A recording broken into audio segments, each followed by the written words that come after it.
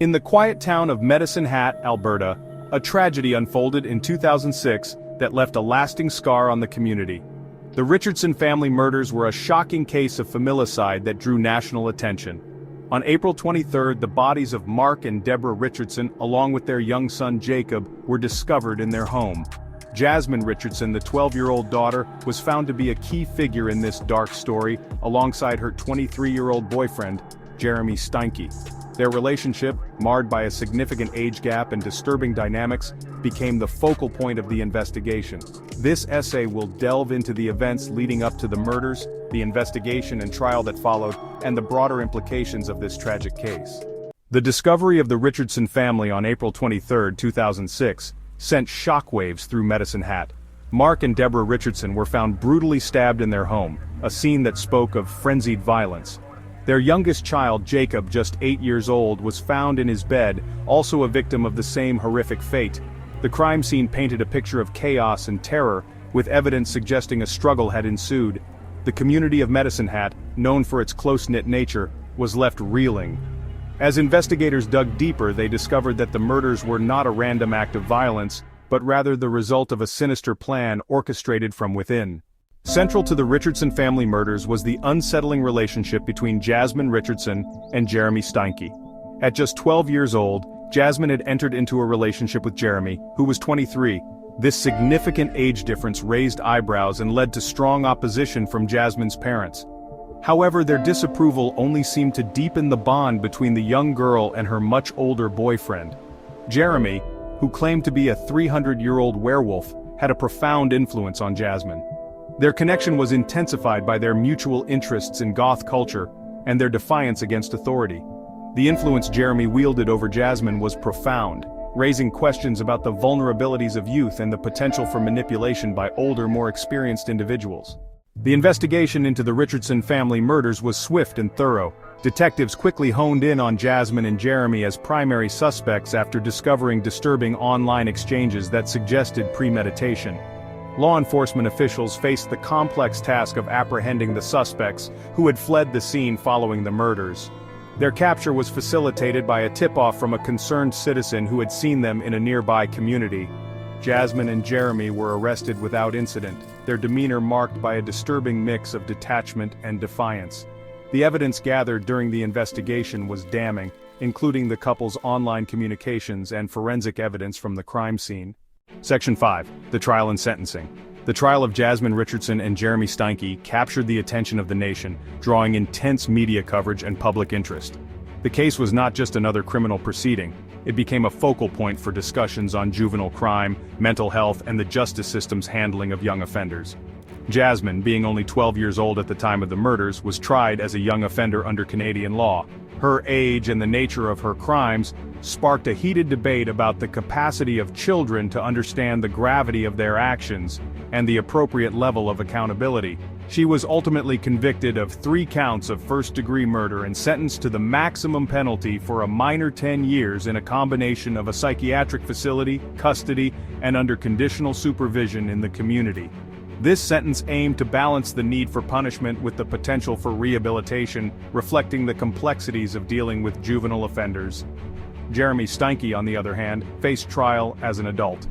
His involvement in the crime was seen as more direct and premeditated, leading to a different legal approach. He was convicted of 3 counts of first-degree murder and received a sentence of 3 concurrent life sentences, with no possibility of parole, for 25 years. This harsh sentence underscored the severity of his actions and the court's stance on adult perpetrators of such heinous crimes. The trial proceedings featured graphic evidence and testimonies that painted a harrowing picture of the events leading up to the murders. Witnesses recounted chilling details, and forensic evidence provided a stark look at the brutality of the crime. The sentences handed down were debated widely, with discussions centered on the balance between punishment and the potential for rehabilitation, especially for a young person like Jasmine. Experts weighed in on whether the justice system should focus more on retribution or on the possibility of reforming young offenders. The case remains a significant point of reference in discussions about juvenile justice and the complexities involved in sentencing young offenders for serious crimes. Section 6. Psychological dimensions of the case. The Richardson family murders present a complex tapestry of psychological elements that invite deep analysis and reflection. At the center was Jasmine Richardson, a young girl entangled in a relationship that challenged societal norms and explored the darker aspects of adolescence. Jeremy Steinke's influence on Jasmine was profound. His self-identification as a werewolf and fascination with Gothic culture created an environment where fantasy and reality blurred. Psychological evaluations of both individuals revealed a mix of adolescent rebellion, identity exploration, and a dangerous level of manipulation. The case also highlights the role of cognitive and emotional development in juvenile crime. Jasmine's actions invite a discussion on how such factors can be monitored and guided to prevent catastrophic outcomes. Section 7. Societal Reactions and Media Coverage. The Richardson family murders, given their shocking nature and the involvement of a young girl, captured significant media attention both locally and internationally.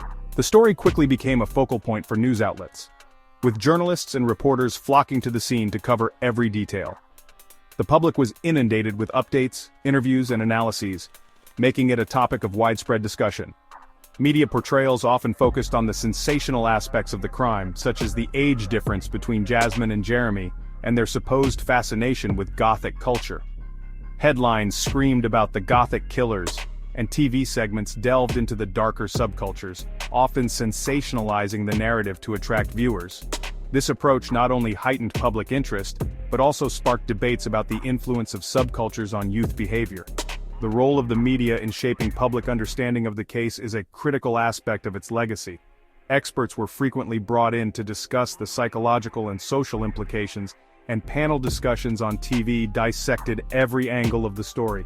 The media's portrayal significantly influenced public perception, often blurring the lines between factual reporting and sensationalism. The societal reaction to the case was one of horror and disbelief. Communities were shaken, and public gatherings often turned into forums for expressing collective grief and outrage. People were glued to their screens, reading newspapers and watching TV reports in a state of shock, trying to make sense of the incomprehensible. The idea that a child could be involved in such a brutal act challenged deeply held beliefs about family, safety, and the nature of evil. Parents hugged their children tighter, community vigils were held to honor the victims, and psychological experts were consulted to discuss the implications for family safety. The case forced many to confront uncomfortable questions about the potential for violence in seemingly innocent individuals. Public discussions often centered on the need for increased vigilance over youth behavior and the influences they encounter. Schools and community groups organized meetings to address these concerns, and parental advisory groups were formed to discuss preventive measures. The case became a catalyst for broader conversations about youth, influence, and responsibility. The intense media scrutiny also raised ethical questions about the privacy and rehabilitation prospects for young offenders like Jasmine. Editorials debated the balance between public interest and the rights of young offenders, while TV debates questioned the ethics of sensational journalism. Courtroom sketches and reports further fueled the discussion, highlighting the complexities of handling such cases in the public eye. Section 8. The Aftermath and Community Impact. In the wake of the Richardson family murders, the Medicine Hat community was left to grapple with the aftereffects of such a devastating event. The immediate aftermath saw an outpouring of grief and support for the surviving family members and friends of Mark, Deborah, and Jacob Richardson. Community vigils were held, and memorials were established to honor the lives lost and to provide a space for collective mourning. The psychological impact on the community was significant, fostering a sense of vulnerability and a re-evaluation of community safety and familial bonds.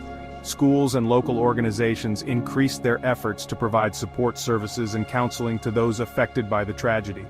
The case also had broader implications for law enforcement and social services in the region. Section 9. Reflections on the legal and psychological implications. The Richardson family murders remain a case of profound legal and psychological complexity. This tragic event not only shocked the community, but also raised numerous questions about the nature of crime and the factors that drive individuals, especially young ones, to commit such heinous acts. From a legal perspective, the case highlighted the challenges of prosecuting young offenders involved in severe crimes, particularly concerning the balance between punishment and rehabilitation. The legal system had to grapple with the appropriate sentencing for Jasmine Richardson, who was only 12 years old at the time of the murders, and her older boyfriend, Jeremy Steinke. This case brought to light the complexities of juvenile justice and the need for laws that can adapt to such unique and disturbing circumstances.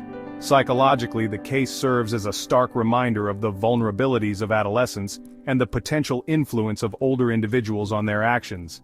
Adolescents are in a critical stage of development, where they are highly impressionable and susceptible to external influences.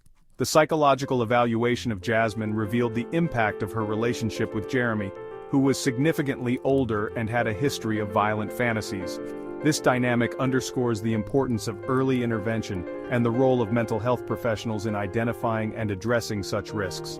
The relationship between Jasmine and Jeremy Steinke underscores the importance of understanding developmental psychology and the factors that contribute to extreme behaviors in youth.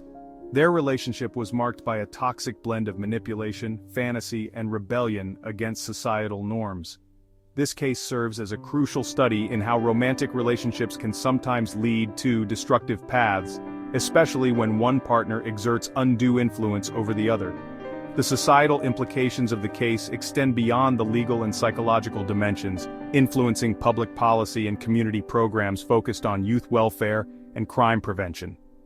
In the aftermath of the murders, there was a renewed focus on creating support systems for at-risk youth, including counseling services, educational programs, and community outreach initiatives.